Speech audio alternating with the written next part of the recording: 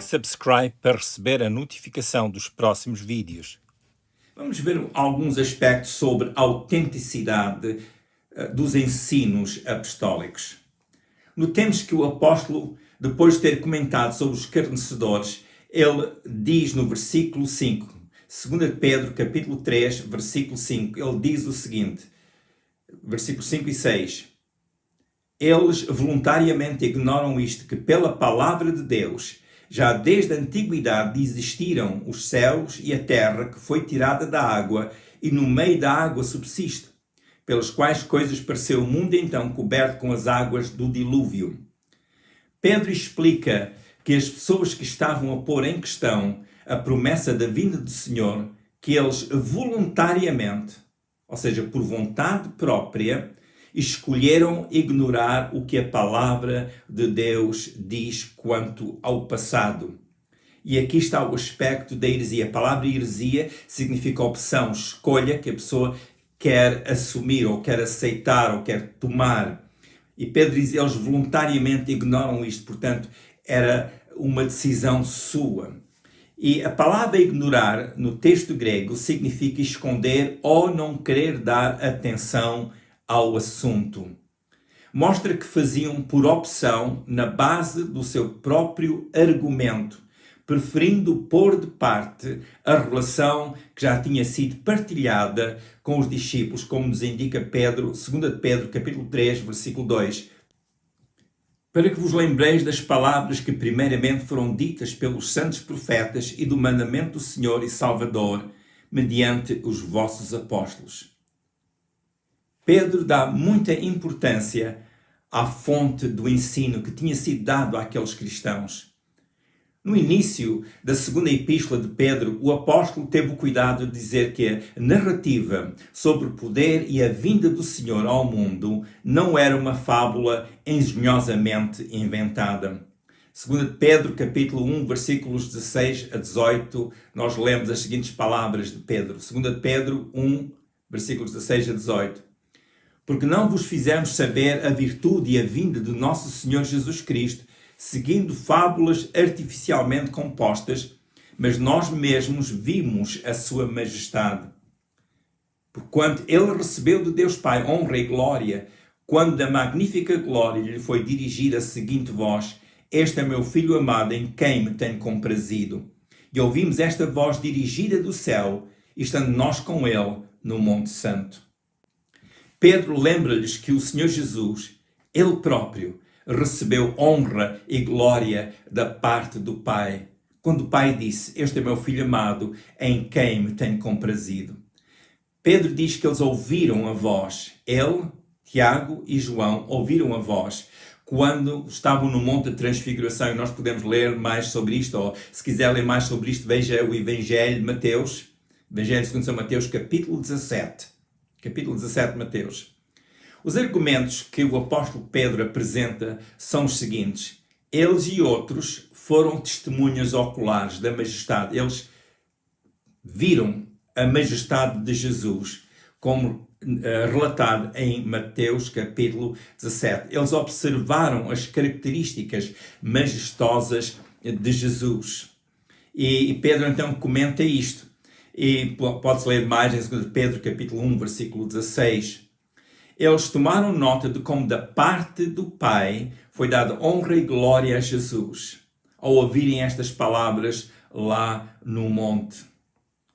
Além de serem testemunhas de que o próprio Deus Pai deu testemunho de Jesus, eles também observaram como a palavra profética foi confirmada em Jesus. Portanto, Pedro está a dizer, ele esteve presente.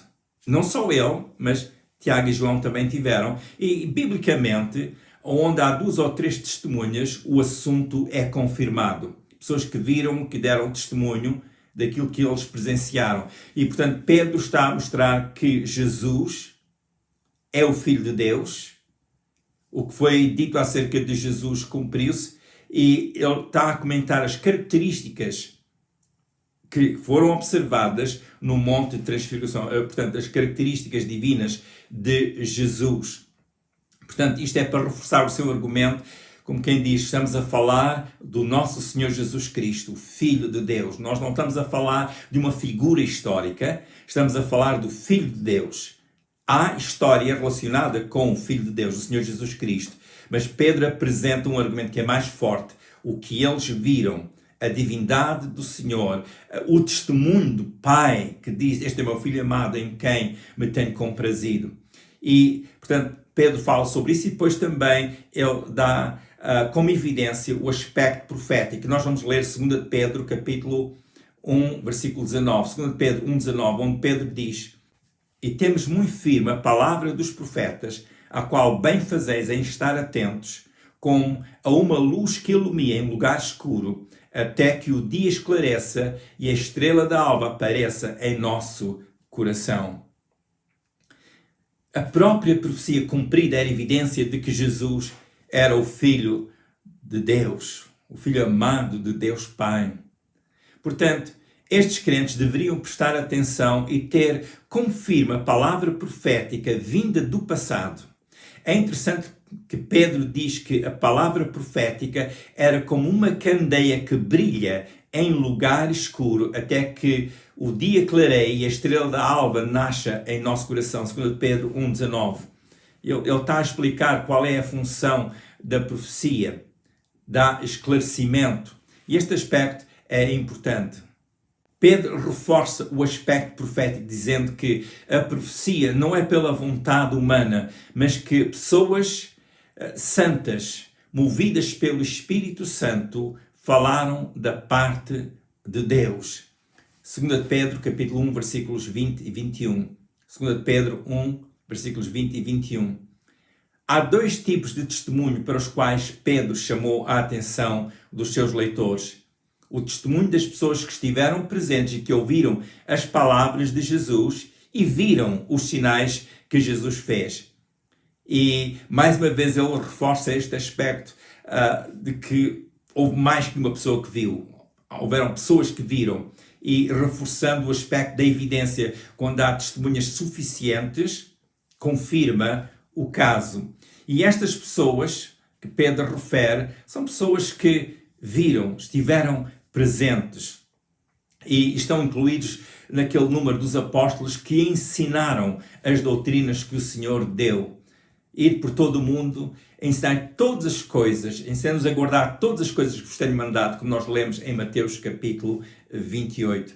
Portanto, Pedro faz distinção entre os testemunhos que ele apresentou e a natureza dos falsos ensinadores. E o que eles diziam, as testemunhas que estiveram presentes com Jesus aprenderam de Jesus e, além disso, as escrituras proféticas atestavam o que os apóstolos ensinavam.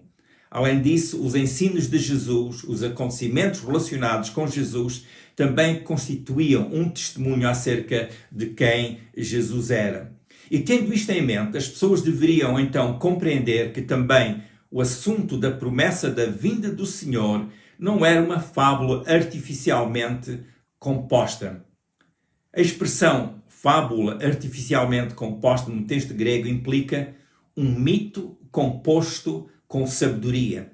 Os apóstolos estiveram junto de Jesus, como João escreve em 1 de João capítulo 1, versículos 1 a 3. 1 de João capítulo 1, versículos 1 a 3.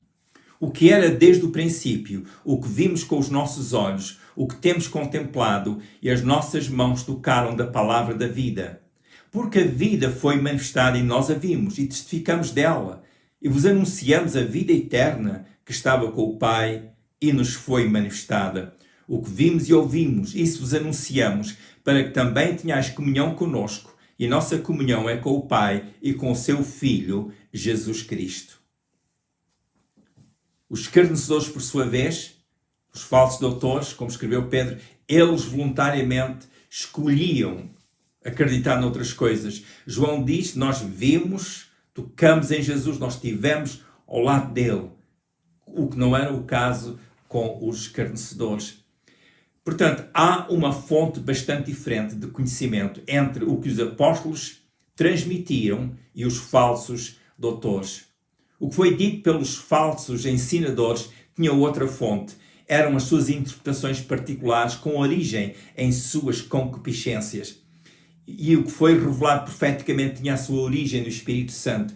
E o que nós estamos a assistir nos nossos dias é precisamente isto.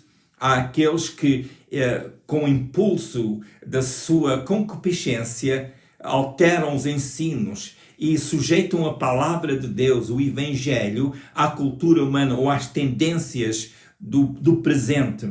E isso não está correto, porque nós temos que pegar no texto bíblico, ler como ele é e ouvir a mensagem da redenção, da salvação. O que é que Deus diz ao ser humano? E nós não temos que estar a alterar nada. Se tem que haver mudança, se tem que haver transformação, é no ser humano. O que é que nos vai moldar? É a sociedade ou é a palavra de Deus? A palavra de Deus ensina-nos que nós somos o sal da terra e nós é que damos um tempero ao mundo através do nosso testemunho para que conheçam a vontade de Deus, o plano de Deus. Como Pedro disse em 1 Pedro capítulo 1, versículo 12, a segunda parte. 1 Pedro capítulo 1, versículo 12, a segunda parte. Estas coisas que agora vos foram anunciadas por aqueles que pelo Espírito Santo enviado do céu vos pregaram o Evangelho, para as quais coisas os anjos bem desejam atentar. O que é que Pedro está a dizer? Que as coisas que foram profetizadas, pois podem ver o contexto, neste versículo 12, foram dadas e esta mesma mensagem foi anunciada por aqueles que pelo Espírito Santo, enviado do céu, vos pregaram o Evangelho. Portanto, as pessoas que pregam o Evangelho, a doutrina que Deus deu através de Jesus, ou que Jesus deu aos apóstolos, essa doutrina, quando é ensinada pelo Espírito Santo, há uma mensagem e Pedro diz, os anjos desejam atentar para estas coisas. E há aqui uma distinção. Posso dizer o seguinte, um ateu, uma pessoa que não acredita em Deus e muito menos em Jesus, pode ler a Bíblia e comentar a Bíblia e dizer algumas coisas certas no sentido histórico, no sentido da literatura, explicar as palavras que estão lá, mas pode não ter aquela abertura para dizer o que é que Deus está a revelar. Quem tem o Espírito de Deus fala a mensagem do Evangelho que é transmitida como revelação de Deus. E um ateu pode dizer as mesmas coisas que uma pessoa que prega o Evangelho sob a unção do Espírito Santo diz, mas o resultado é sempre diferente. Se nós ouvirmos as palavras de uma pessoa que não tem o Espírito Santo, podemos achar que essas palavras serão boas, interessantes, ou que haverá sabedoria no que está a ser dito, mas não passa disso. Não são palavras transformadoras no sentido de livrar o ser humano do poder do pecado.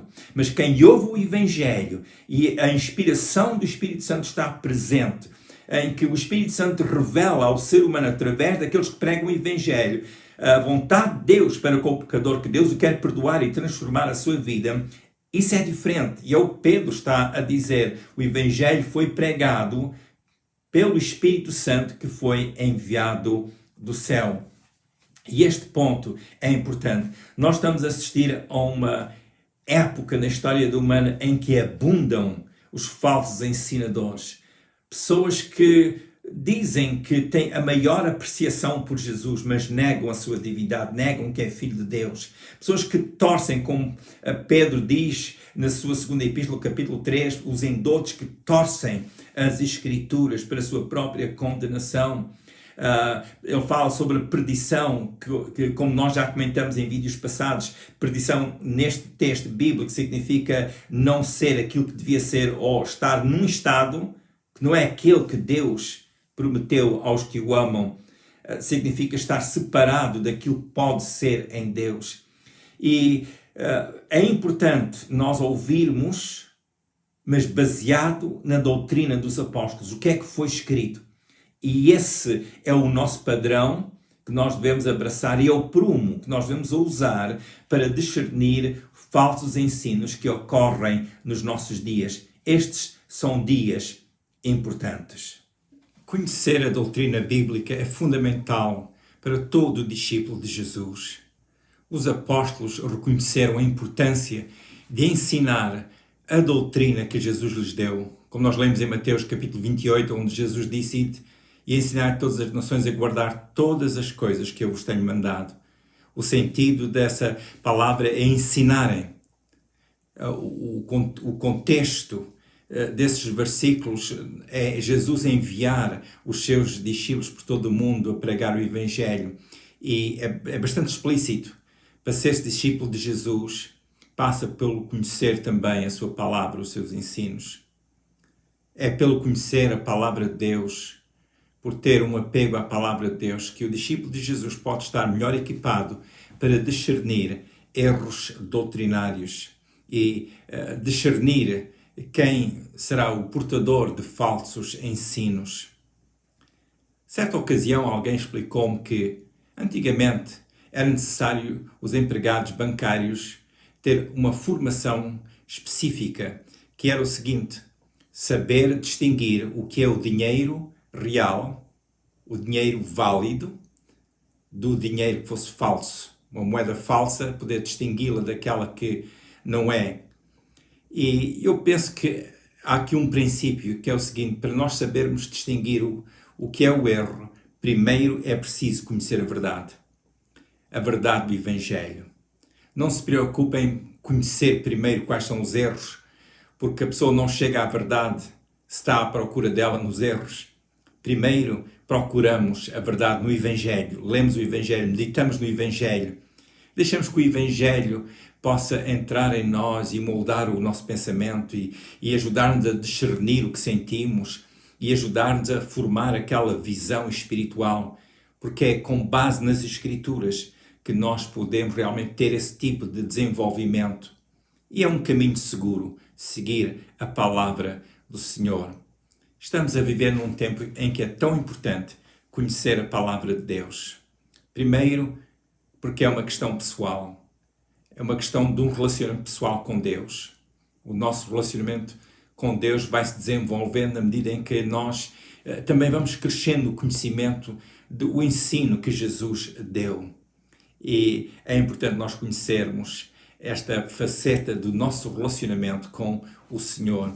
É importante nós darmos abertura ao Espírito Santo para que seja Ele também a encaminhar-nos no conhecimento da palavra de Deus, ter a inspiração do Espírito Santo. E a melhor forma de poder discernir o que é a inspiração do Espírito Santo é estar sempre de acordo com as Escrituras, porque o Espírito Santo não ensina nada que vá contra as Escrituras. Aliás, nós temos as Escrituras porque o Espírito Santo sempre esteve envolvido a dar a revelação do Pai aos servos de Deus. É importante nós estarmos em Jesus. Para aqueles que ainda não aceitaram Jesus como seu Senhor e Salvador, para aquelas pessoas que ainda não renderam a sua vida a Deus através de Jesus, eu os encorajo a falarem com Deus, reconhecendo que Jesus morreu na cruz do Calvário para salvar o ser humano. Ele deu a sua vida em resgate pela nossa. Agora, é a nossa responsabilidade falar com Deus e vir a Ele e aceitar a sua oferta. Ninguém vem ao Pai senão por mim, disse Jesus. Então, nós vimos ao Pai no nome de Jesus e dizemos: Pai, perdoa os meus pecados. Eu reconheço que Jesus morreu na cruz do Calvário pelos meus pecados. E a pessoa que faz essa confissão de fé a Deus em nome de Jesus, Deus o ouve. E conforme a pessoa crê e faz essa confissão de fé, a Bíblia é clara, a pessoa é salva. Fale com Deus, creia que Deus o vai ouvir. Eu quero encorajá-lo a todos os dias a ler um pouco da Bíblia, em especial as narrativas do Evangelho, os ensinos apostólicos, porque é mais fácil começar por aí, para conhecer realmente o plano da salvação e crescer aí, e depois o Espírito Santo vai guiá-lo em toda a palavra de Deus. E toda a palavra de Deus é boa para ser estudada, para ser lida. Também fale com Deus todos os dias, sempre em nome de Jesus, porque é Jesus o que está entre nós e o Pai. Ele é o nosso mediador e nós vamos ao Pai sempre através de Jesus. Leia a Bíblia todos os dias, fale com Deus todos os dias. Quando nós falamos com Deus, nós estamos a expressar-nos diante de Deus. Quando lemos a Bíblia, é Deus a revelar-se a nós e aprendemos mais de Jesus dessa forma. Também frequente uma igreja que realmente ensina o Evangelho de Jesus, que tem o cuidado de ensinar o que Jesus ensinou e seguir a doutrina dos apóstolos. Eu oro que a bênção de Deus o acompanhe todos os dias da sua vida e que seja ampla a graça de Deus sobre si. Se quiser ver os vídeos anteriores, vá ao YouTube, ao canal com o meu nome, Manny Bessa.